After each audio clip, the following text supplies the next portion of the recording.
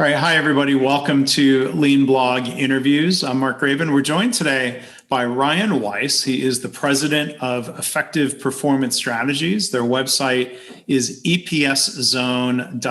So, Ryan, thanks for being here. How are you doing?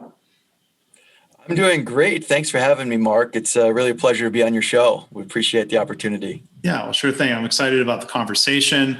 Your web address is making me think of, you remember the old ESPN Zone restaurants? Yeah.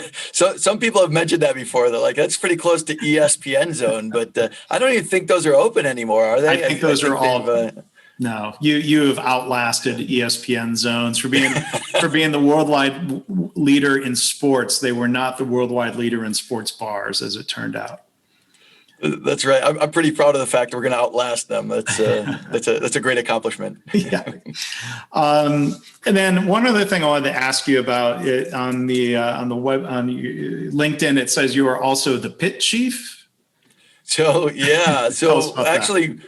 One of my business partners in all of this, he's actually a colleague going back probably 15 years ago now in the chemical industry. And he told me that when he retired, his goal was to do barbecue team building events.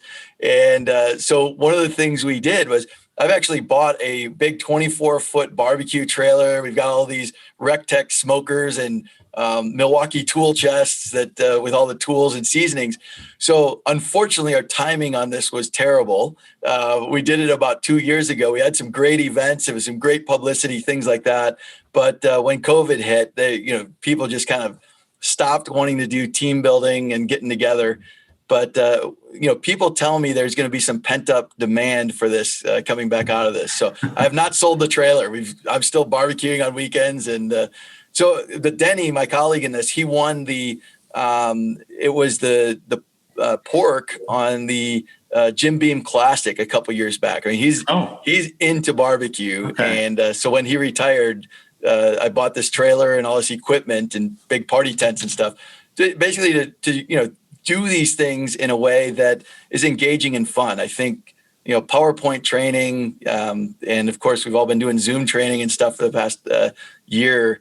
Right. Can get a bit challenging, but when we bring some life into it, bring something interesting, that's what we try to do. So, yeah. Well, I do love barbecue, and between that and the ESPN Zone talk, it's before lunch for me, so I'm regretting even bringing up any of this. But I was going to say, though, as far as barbecue comments, being in Texas, when you order brisket, you get the choice. Do you want either, they'll call it moist or fatty or lean? I like my organization's lean. I do not like my brisket lean. That's right. I would agree with you 100% on that. Absolutely. Life's too short. Got to eat. I'm not afraid of the fat. So. That's right. So barbecue is not the most lean activity of all, right? But there's like value added work that happens a day in advance, and then there's value added work that happens right before you eat. But there's a lot of waiting time in there, right? That's definitely one of the challenges of barbecue. But to make it really good, that you got to have some patience with it. So maybe there are lessons, because like you think of cooking low and slow. Like that is a very long value-adding process. And if you were to try to speed it up, I'm like, well, let me cook the brisket faster at a higher temperature. Quality, there's no quality there. It just doesn't work. Yeah, absolutely. I mean, you've got to give it time to break down the tissue and all that to get the texture right. And so it is. I mean, and there is an amount of sort of, these new smokers that the pellet smokers and things like that keep the consistency of the temperature so much better.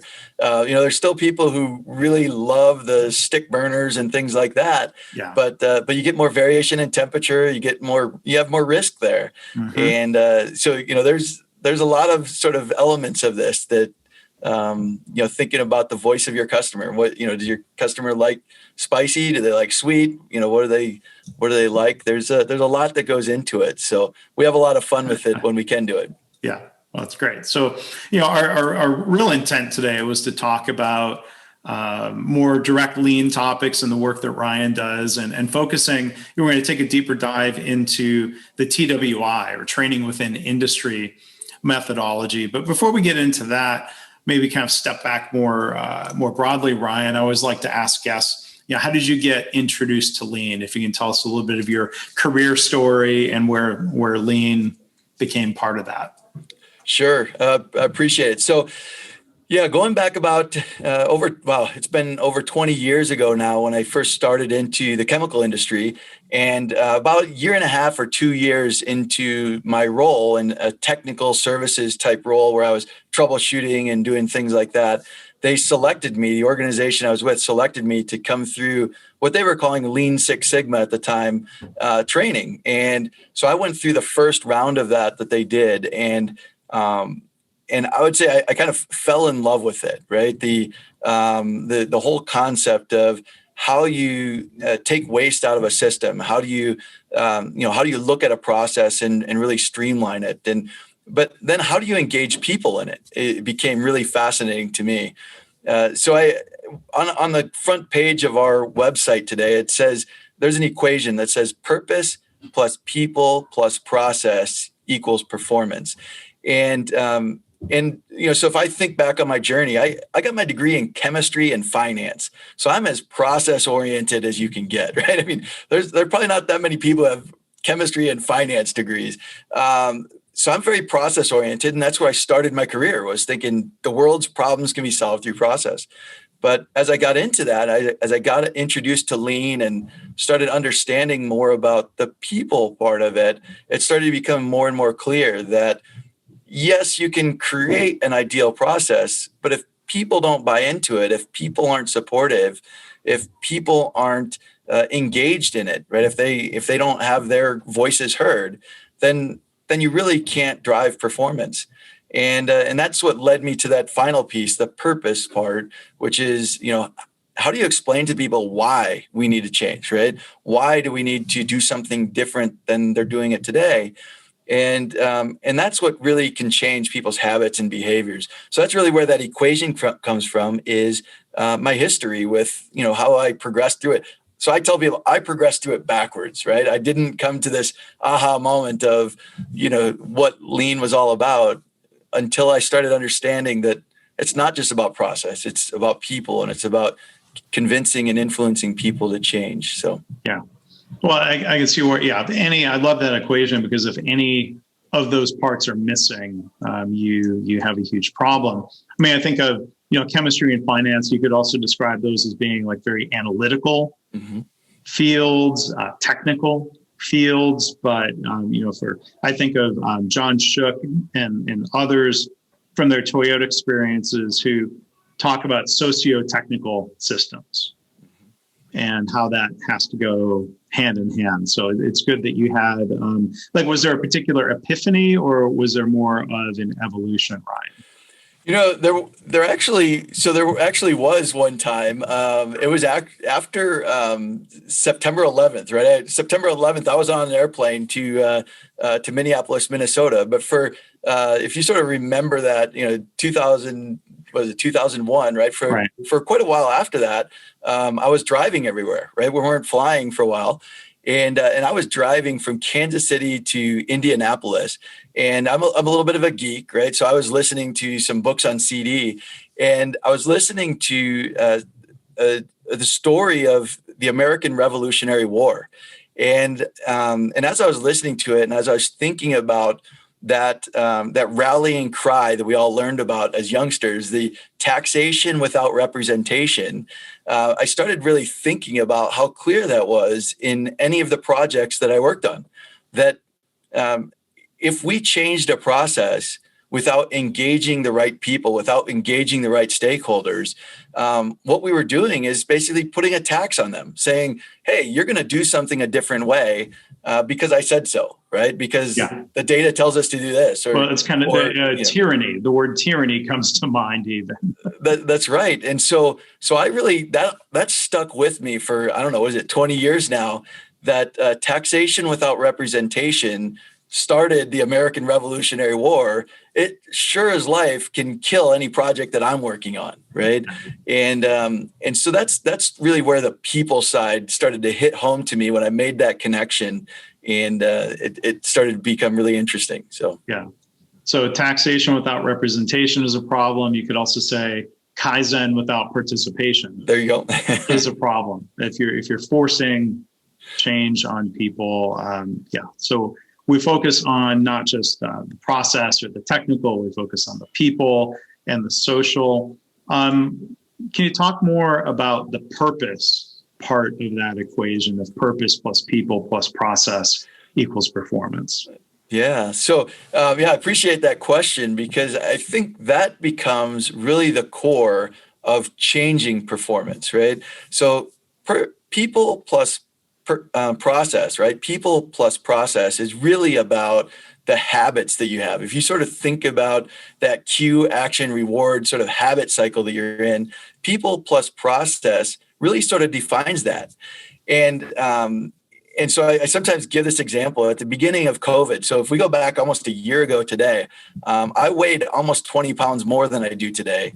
And it was when COVID first hit, and I was sitting at home in my lazy boy, starting to, do more virtual online stuff and not traveling so much. And my wife said, you need to get more healthy. And I've got some type 2 diabetes in my family and things like that. And she said, so do I. Yeah. And so that was a moment where, she told me, right, you need to get healthier. You need to do something different. And up until that point, I just kept putting on more and more weight every year, right? I was traveling a lot for work and just going to restaurants and doing the things that I did. And I was neglecting my health. And there were times when I thought, yeah, you know what, I need to get healthier. I want to get healthier, but I wasn't doing it. And so sort of at the beginning of COVID, when that, my habit was disrupted, I was still the same person, right? My process had been disrupted, and I had sort of a choice to make, right? I could either sit in my lazy boy and just keep eating as much as I wanted to, and that probably wouldn't have turned out so well. Or I could look at sort of the bigger purpose of, who am I as a person? How healthy do I want to be? What does this mean? And that's where purpose comes in. When our habit gets disrupted, whether it's the people or the process, that gets disrupted, right? People are no longer following their same routine. If you want to improve performance, you have to understand why, and you have to tie that together. So that's kind of a story I like to tell people about, when habits get disrupted, it can get better or it can get worse. And that's really, why is it important to you, right? Why do you do the things you do? When you come back to that core, it can help make that decision for you about which direction you go. Yeah, and I appreciate you sharing that, because we can all think about that from a personal perspective. But I think there are good parallels to an organization. We can ask an organization, how healthy do you want to be, and for what reason? And what's that underlying purpose? And thinking of, I think there are strong parallels to the idea of, lean for an organization is not a quick fix. It is not a pill. It is not a surgery. There's a time and a place for, I know somebody who had weight loss surgery, and there was good benefit to that. But you can also think of lean as adopting a new lifestyle. That's right, and I agree 100% from the organizational perspective. Organization, and I think this is becoming more important today than ever before in my career. The purpose of an organization and the vision and values of organizations has become increasingly important from the standpoint of everything from attracting and hiring good employees and retaining good employees to whether or not people buy from you and you have customers, to even in some cases whether or not suppliers will supply you. And so I think as we look at society today, as we look at some of these challenges and social movements and things like that, people have their voices and they want to be heard. And we're seeing organizations of all sizes really think about their core purpose, right? What are we here for? Sustainability, all of those types of things, diversity, equity, inclusion, everything, because they want to make sure that they're sending the right message to all of the stakeholders. And I think that purpose is really a foundational thing in terms of where people are going with that. Yeah, I think, and a lot of that we could also connect to the principle of respect for people. That's right. And there's the Absolutely. purpose of the company for the long term. And I don't, if it's not purpose, it's certainly an important part of the equation. So again, that comes back to people. That's so right. Say purpose plus people plus process. That's right. So Ryan, we're going to take a deeper dive today into some of the work you've done with and related to the TWI methodology, training within industry. And, people have been listening to the podcast for a long time, going back 15 years and 400 plus episodes. I did an episode 196 with Jim Hunsinger about what is TWI. Did an episode that same year, 202, with Patrick Grout talking about TWI in healthcare. And then 2018, episode 314, Skip Stewart and Brandon Brown were talking about TWI and Toyota Kata, excuse me, in healthcare.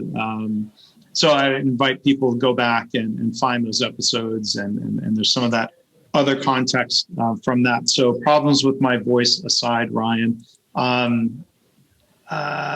lot of people through their practice of Lean or Lean Six Sigma don't get taught about TWI. So I guess first question for you is, how did you get exposed to it? And maybe in answering that, if you can kind of give your elevator pitch version of what is TWI.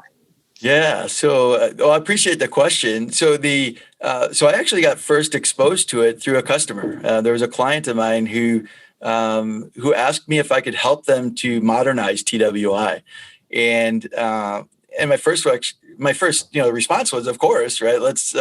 But what does that really mean, right? And I started. So as I started digging in and learning more about it, and you can sort of already tell, right?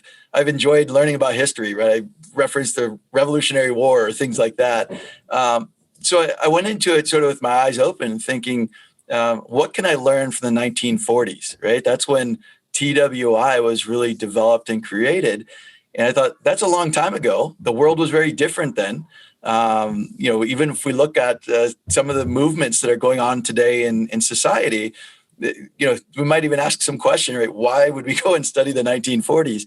But what I found was there were some really great fundamental, foundational things about the TWI taught that really lay a good foundation, a solid foundation for the lean stuff that I was learning about and implementing and engaging with clients on. So it was a client who asked me to do some modernization, to think about modernization of it. And I started going down this path. And the more that I dug in, the more intriguing parallels I found, and the more foundational stuff that I found that I saw my clients struggling with. And by that, I mean, so in the 1940s, women were first coming into the workforce. This was when the Rosie the Riveter and diversity was starting to happen in the workforce.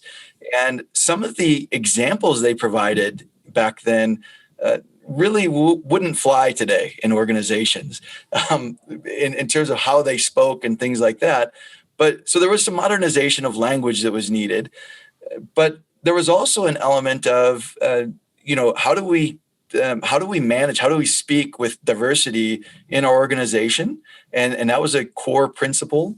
So there was this, what they call job relations, and we call it performance leadership, but it's sort of the job relations. How do you communicate? How do you lead? How do you interact? Well, if we skip forward to 2020, we've got, Generation Z coming into the workforce, and they've got very different perspectives than most of the hiring managers do about how things are done. And so I started digging into those things and starting learning about parallels and where we were going with it. And I found a lot of really fascinating fundamental stuff on how to train, how to engage people in improving, and how to lead and communicate, those three pillars. And I see a lot of organizations struggling even with those basic fundamental things today. Yeah. When you look at the pillars of job instruction, job methods, job relations, there is a lot of really timeless, helpful practice there around, for example, how to define and write standard work, and maybe more importantly, how to effectively train people, hence training within industry. It's not called documentation within That's industry. Right. There's more to be done there. And so there's a lot that's timeless, but I haven't looked at some of this very closely in a while. Can you think of some examples of what needed updating? I can imagine there were a lot of references to he. Yeah. But what are some of the examples that you were asked to help modernize? Yeah. So in the original, 10-hour sessions, one of the examples was something along the lines of, I'm not going to be able to do it word for word, but that, Bob was called into his manager's office and told Susie is going to join your team. And he said, well, she can't join my team. She's a woman and she's emotional, and, women are emotional and they can't lift heavy things. Right. Well, it was a very different culture in the 1940s, right? So I'm not proposing we go back to the 1940s, but so some of that had to really be modernized and thought through. What does sort of the diversity, equity, and inclusion look like today? How do you change some of those examples and do it in a more effective way that works in the culture of 2020?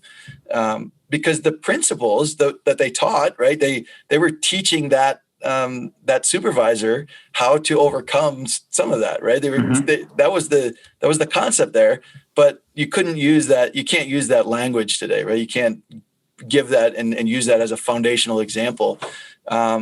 So going through and taking the fundamentals of how they were transforming to include that diversity back then, and say, all right, that similar stuff still applies today.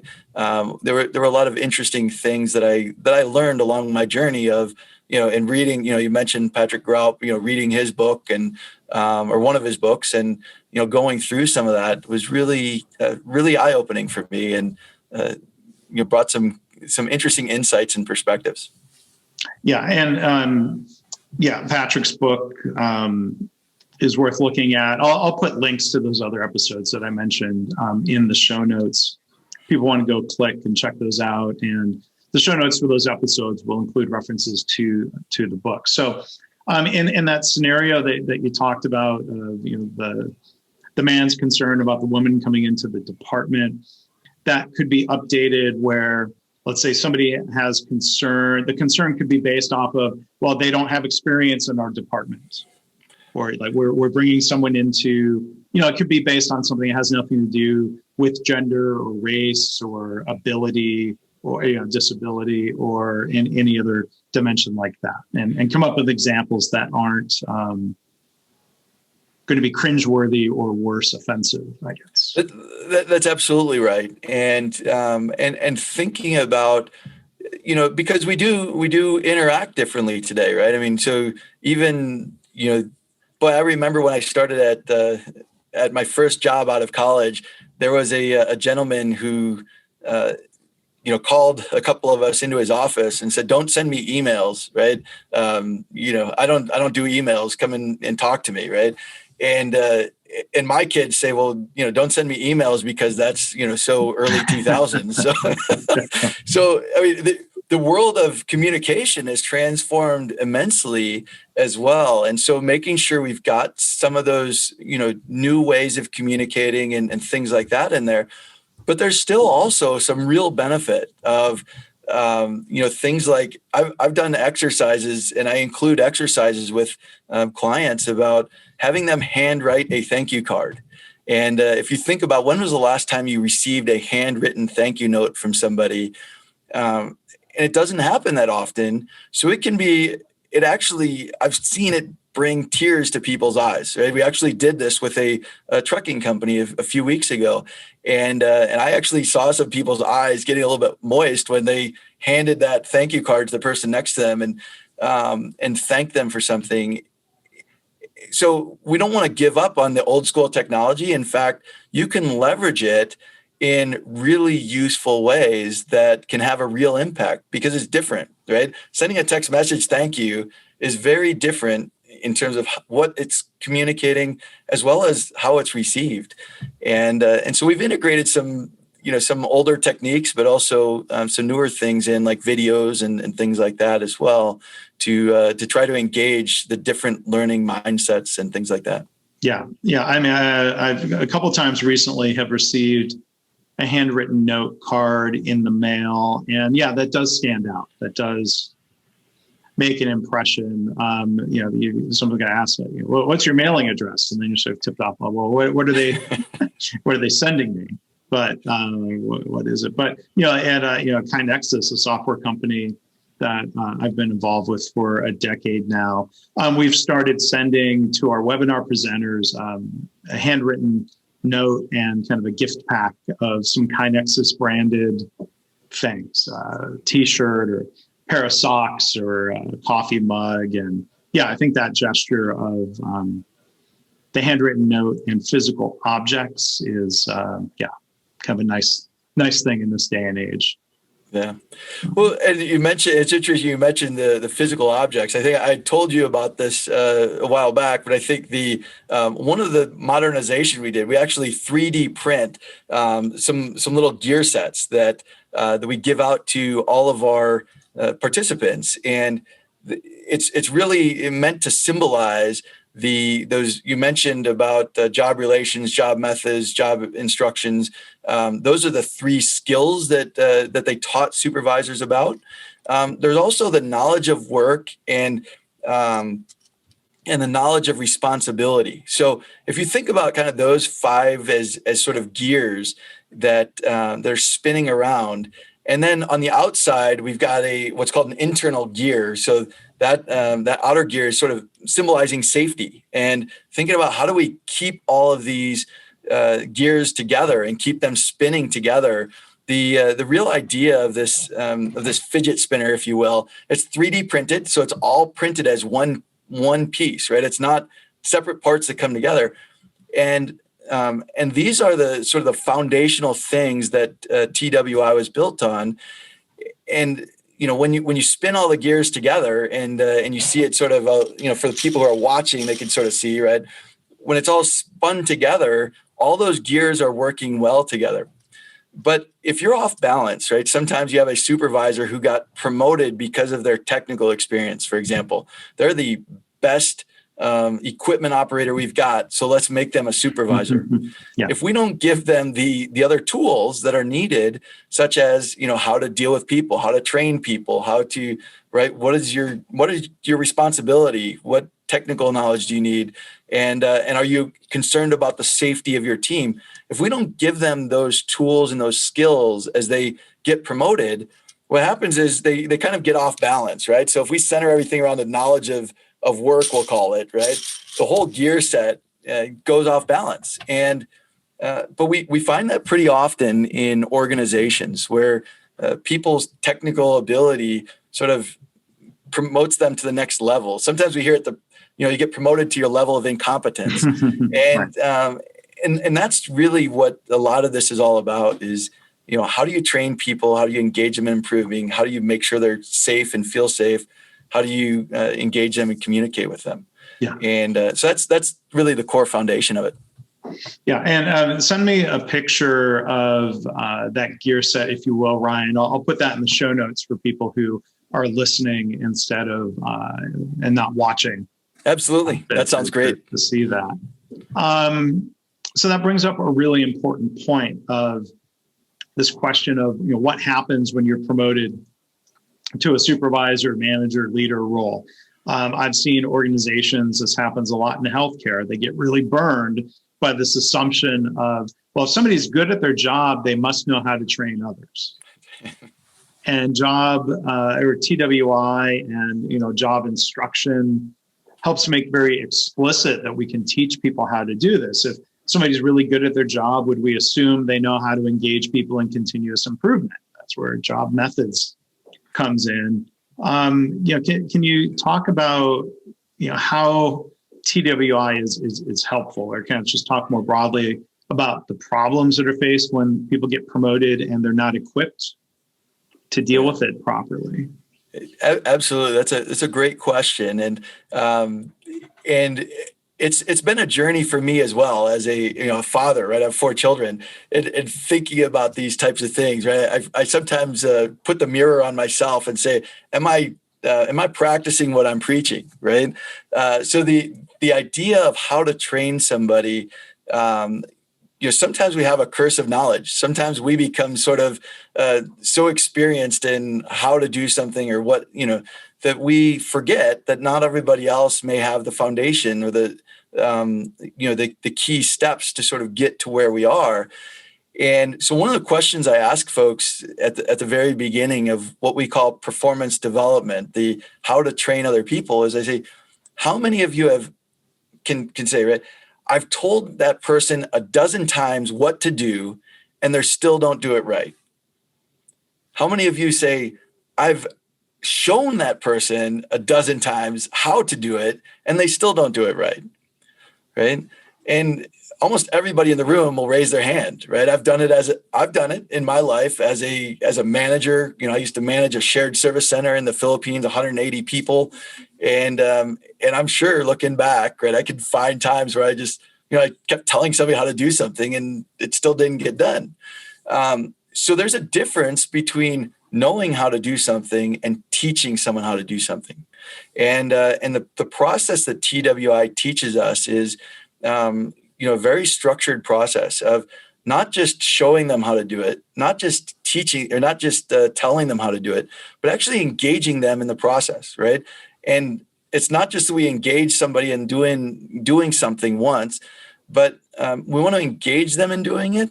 And then we've got to have them show us how to do it. And they need to explain to us step by step what they're doing, why they're doing it that way, which actually, that was another key learning for me is the job breakdowns that they taught in the 1940s didn't just say what should be done and how should it be done. They also included why. And I started reflecting on, why did they do that, right? Why did they teach us? And somewhere along the line, we lost that, right? Most standard work today says what to do and how to do it, but it misses why should we do it that way? And so, so one of the things we've done is we've actually created a learning profile assessment, thinking about a person's individual senses and learning preferences. We've worked with a psychologist, Dr. Dave Niekamp, and we've created a learning profile assessment to help the supervisors, help the managers, help the people that we're training.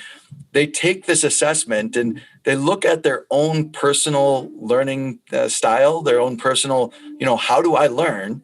And then we ask them to look around the room at the other managers, the other leaders in the room, and ask the question, what's different about how they all learn? So some people prefer reading, some people prefer, watching a video, some people prefer doing, some people prefer, different ways of listening or talking. And we want people to get to that recognition that the way you learn is not necessarily the way I learn. And so if you get a new employee coming into your office and you think, well, I love reading books, right? I read Patrick Graup's book. I read all these books. So I'm just going to give this new employee a bunch of books. That could be a complete failure in terms of, they may be somebody who loves watching YouTube videos or loves, actually just hands-on doing stuff. So that really, how do you learn? And that awareness then, kind of brings you the next step of how do you teach to people who learn with different styles than you might. And so I think that connection is really important for folks. Yeah, that, pointing to the differences in how people learn. I have no idea. I've never been on TikTok. Is there somebody who owns Lean on TikTok? Like they are the go-to Lean person who is like doing these little dances or whatever that is. I'm showing my age. I'm not with it when it comes to TikTok, but there's a really important point there. To me, it goes back to W. Edwards Deming, who talked about the need for leaders to understand psychology. Deming emphasized treat every employee as an individual. We don't all have the same motivations. As you said, we don't all have the same learning styles or communication styles. And I think we have to be really really careful with that. Thinking of job methods or kaizen practices. I don't know if this ties directly into job methods, but I think of the idea of giving recognition when Right. people have participated and they've done some sort of improvement. And you would think, well, of course, everybody loves to be celebrated in front of their teammates and brought up in front of the group and given a handshake and way to go. Some people hate that. That's right. They feel embarrassed. They want to participate in kaizen, but if you make them get up in front of a group of others, they'll hate you for it. And that's how they're wired. And I think, Deming emphasized, you can't just treat everybody as cogs in the 3D printed gear set. That's right. People are different. We got to respect that. I think that comes to the Toyota principle of respect for people. Absolutely. And that's where, a lot of the lean principles, a lot of these lean concepts and ideas, we're building off of some of the TWI stuff, right? And so the links are definitely there. And that's what really got me excited about this project, about the modernization, about, it made me do some, I'll call it soul searching of, what are the things I've been teaching, and have I been falling into some of these traps, right? Of, the Kaizen event is all about the end result. Well, no, it's not really, right? We want the result, but it's also about how do we engage people? And as you mentioned, right, not everybody likes standing in the front of the room and giving a part of the Kaizen report out, for example. And it's not that they don't want to help or they don't want to contribute or they disagree with what we've done, but sometimes folks just don't like speaking in front of a group. And so it's definitely an interesting perspective. Yeah. And I love how you emphasize this practice of explaining why. What are the key points? What are the reasons why? Right. I think to me that connects back into respect for people. Absolutely. We're not just telling you to do it because we said so. Do it this way because we said so. But you're treating people like adults who can internalize why they're doing something. And I think when an organization has strong connections to purpose, for example, in healthcare, that purpose, you'd hope everyone would be aligned around not hurting patients. Mm-hmm. And so when you can go through a step in a job instruction and remind people the key point, the reason for doing it this way is to avoid injury or infection or what have you, that's really powerful. If that purpose connection wasn't there, if that alignment wasn't there, it might not resonate the same way. But I think you're allowing people to make the choice to be adults who are doing the right things for the right reasons. That's right. And I think the other thing goes back to the learning styles and the psychologist piece of this, right? That if you tell someone to tighten that, make sure that every time you do this, you tighten that bolt, then we may have to tell them 5 or 6 times. If we tell them, every time you do this, you have to tighten that bolt. And the reason why is that vibration of the machine can make that bolt fall off and it could cause a catastrophic injury. Right. All of a sudden you've engaged different parts of the person's brain, right? It's not just them watching me tell them, do this, or in the healthcare example is a similar thing, right? That if I just tell them you have to put on a gown every time you go into this person's room, okay, right? Now, do I remember to do it next time? I don't know. I'm going to a lot of patients' rooms, right? I actually worked in a hospital and back in college for a few years. And it was a great experience. But when you then explain why, right, that we need to reduce infection and you need to take that gown off so when you go into the next patient's room, you don't cross-contaminate, all of a sudden as an adult, we start thinking about it and recognizing, you're right, I don't want to cross-contaminate or bring some infection from one patient to another. And when our brains make that connection, it becomes incredibly more likely that we'll remember that and be able to repeat it. And so that kind of goes back to when I asked those questions of all the managers or leaders sitting in my training session. How many of you have said, I've told that person a dozen times and they still do it wrong? This is a big part of the reason why. That if you haven't explained and you haven't had them explain back to you, why are they doing this? so you can make sure you validate that understanding. If you don't do that step, if you skip it, then they may not remember it next time. They don't think it's important. Yeah. And let's stop blaming the recipients of ineffective training. That's right. So there's a slogan that kind of goes throughout all the TWI, right? If the worker hasn't learned, then the trainer hasn't taught. And that puts the responsibility, that puts the ownership for training on the person who's doing the training. And a lot of people, a lot of managers, supervisors don't want to take that ownership, right? They want to blame, this new generation, you can't even teach them how to sweep with a broom, right? I don't know, right? I've seen some young folks who've got some really talented abilities. Have we really engaged them and communicated with them in an effective way is the better question. But that means the supervisor and me as a trainer of training within industry, I also have to think about that, right? At the end of every session, I reflect on myself and I think, have the people that I just trained, have they learned, right? Do they really understand what we just did and how to apply it? Because if they don't, that's on me, right? That's not on them. Well, and I love how TWI emphasizes the need to close the loop, to test for confirmation and of understanding, test for ability to actually do it. Like, to me, it frames training as not just this linear, I trained you, plan, do. It's not even a cycle, just plan, do. There's that check and adjust, or study and adjust. And I think this comes back to people being individuals. Some people will learn certain things more quickly than others. We can't treat them all the same. So, well, you all went through the same 30-minute class, therefore you should all understand equally well.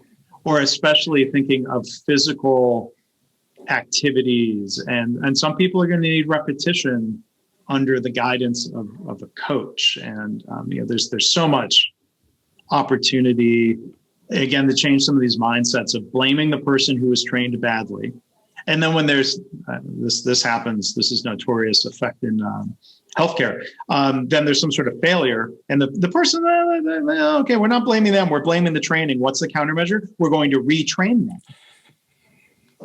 Right. And so why, if the training was ineffective the first time, maybe repetition helps, but I don't know if I would really trust that hypothesis. If I was going to see somebody being retrained, let's test for confirmation now. Was the retraining effective? Are we training differently than we did a year ago? That might be an argument for doing retraining, but so much opportunity to do better. That's right. Yeah, the confirmation piece, it's uncomfortable for people. One of the things that I've observed in leading these and facilitating these training sessions is that the people in the room will often be very comfortable talking about how to do the job, right? To telling somebody how to do it, but getting that next step of getting them to say, okay, now you tell me. Now I've trained you how to do it. Now you show me how to do it and why to do it that way. It's a very uncomfortable thing, even in the training room. So we have to repeat it a few times and get people comfortable doing it, because when they go back out to the shop floor or to the hospital or wherever they're working, they then have to do the same procedure. If they really want people to learn as effectively as they can, that means they need to teach and then have that validation, have that confirmation. So if they're not comfortable doing that in the classroom, they're probably not going to do it in real life. And so we've got to, we make sure to interject a few examples of where they've got to do that, and then they've got to get that confirmation back. And it's an interesting exercise. For some reason, people are uncomfortable with it, but it's really critically important. And I would say, even to the point, sometimes people, well, I don't really have time to do that, right? I just have time to show them how to do it. Well, yeah, but you just raised your hand saying, I told them how to do it 10 times and they're still not doing it right. What that means is you've done the work 10 times, right? You don't have time to do it once right. You've got time to do it 10 times the wrong way, though, right? And that, making that connection becomes really important. Yeah. So maybe a final question for you, Ryan. I know you've had the opportunity to work outside of healthcare with TWI. TWI, even going back to World War II, was being used in healthcare. This is one thing I often pass along to the healthcare people. There are nursing journal articles from just after the war talking about how they used TWI to quickly ramp up different sectors of the health system. Like today, as we're trying to ramp up COVID vaccination, I think there's absolutely an application of TWI methodology as, people are being brought in as medical students or, retirees. So maybe some of them know how to give an injection, but there are certain elements of vaccination that are going to have certain key points. Why do we hold a patient for observation for 15 minutes? And why do we hold certain patients for 30? And why? And understanding some of that. So I know we're in agreement that TWI is not just for industry or manufacturing, but what are some of your experiences and thoughts on that? Yeah, so it's a great question, a great point. And so I would say going back, 5-6 years ago when I left industry, I left a manufacturing and consumer products company to start the consulting business, to start effective performance strategies. I thought that almost all of my clients were going to be in manufacturing. I thought this is where I've spent the last 17 years of my career. This is the type of industry that I know the most about. And the thing that I find today is that actually the largest percentage of my clients are not manufacturing anything. And that, you're right. People have this perception of TWI that it was manufacturing. But just for example, some of the customers I've been working with in just the past couple of months are an e-commerce company, right? That has some warehousing, and so they have some logistics, but it's an e-commerce company. I've got a general contractor, a construction company. We've got a trucking company has been one of our greatest successes recently. So we're kind of, even though I thought my specialty was going to be the industry that I had spent 17 years of my career in, most of my clients today are outside of that industry. Most of my clients are, kind of all over the board in terms of services and technology and different things. So to your point, right, that TWI was used in healthcare. I've seen it be successful in a wide variety of industries now, and it's a lot of fun to approach things with a new set of eyes and a new way of looking at things. And ironically, that new way of looking at things dates back 75 plus years. 75 years old. And that's what I think we can learn from history, right? Those who fail to learn from history are doomed to repeat it. And I think that was a truth that I learned as I started down this path. Yeah. We can respect the history and learn from it. And I also think of a phrase I've heard from Toyota people: adopt and adapt. We can adopt TWI and we can adapt it to the year 2021. We can adopt it and adapt it to trucking, healthcare, fast food organization, whatever that setting is. So that's right. Just because something is old, you say, is it outdated? Well, in some ways, yes. But the fact that it's old doesn't mean it's all bad. You can look and say elements of this are proven. That's so right. Let's adopt and adapt. I appreciate you doing that work and kind of raising that concern or that point that your client brought up of let's be careful. Let's modernize some of this and not just teleport people back to the year 1944. That's right. Yeah. So our guest again today has been Ryan Weiss. He is the president of his firm, Effective Performance Strategies. You can find them online, epszone.com. And if people at some point will hopefully be able to have you come out and do barbecue. That's right. Absolutely. We love barbecue, we love process, and we love people. So with the combination of all three, that's we have a lot of fun. Yeah. So it's more of a Kansas City style barbecue. Yeah. So I actually lived in Kansas City for about 6 years, and it's one of my favorite places to live. I ate way too much barbecue there. So absolutely. And just as there are different flavors of improvement methodology with maybe a lot of commonality, you could point to Texas barbecue, Kansas City barbecue, North Carolina style barbecue. What was that? Yeah, Carolina, exactly. Memphis. Yep. Ribs are ribs, but they're prepared and cooked a little differently. A lot of places in Texas, they don't do pulled pork. Yeah. And then there's a lot of places outside of Texas, I don't know if I would trust the brisket. I'm pleasantly surprised when that's done well other places. But all right, well, I'm going to go find some barbecue. Sounds good. You made me hungry now. Yeah, I don't think barbecue is in my lunch future, but hopefully in my near future. But Ryan, thank you so much for having the conversation today. I think you raised, brought up a lot of great topics, made a lot of great points. So thank you again for doing that. Oh, thanks for having me on, Mark. It was my pleasure. I appreciate it. Sure thing.